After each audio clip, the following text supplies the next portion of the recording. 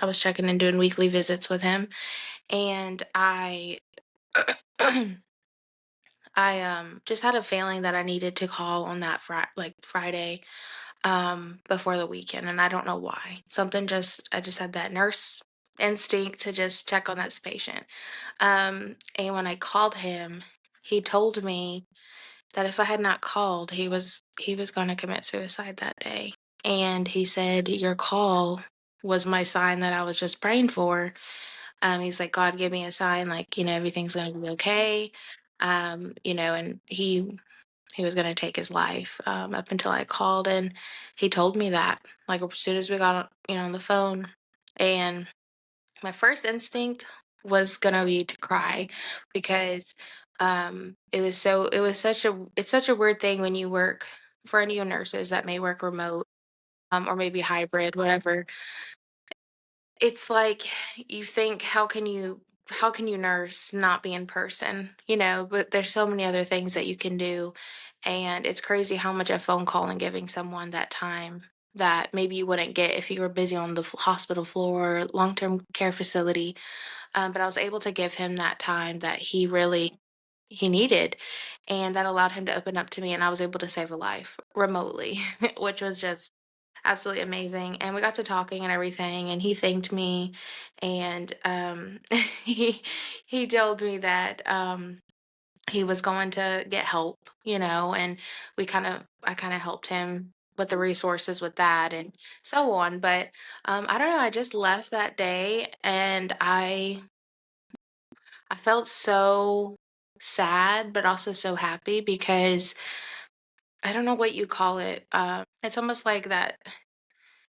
I don't know what you call. It's just that reward that you get from taking care of people. You And that's saved like, his life, Hannah. yeah. So it just kind of keeps. It's just like endorsing. It kind of keeps. You don't get a lot of stories like that always frequently, but when they do happen, it kind of shakes your shoes a bit, and reminds you why what you're doing is so important, no matter where you're at, traveling, or if you're stationed in one place. Mindy had mentioned we did some travel nursing together. So we kind of hopped around there a bit. So we didn't have patients for a while. And I did some contract jobs once I came to Florida. So I didn't have patients that I really got to know for a long time, because it was just short stays. Once I, you know, became remote, he was one of those stories that, come by far and few. And it just, yeah, shook me in my boots. And I will never forget it, you know. So I was really happy that I was able to save a life that day. Our gut instincts, everybody should truly listen to those. I know that some people may not even understand what those are, but anytime something does going wrong, that fight or flight thing in our heads will go off, you know, and Mm.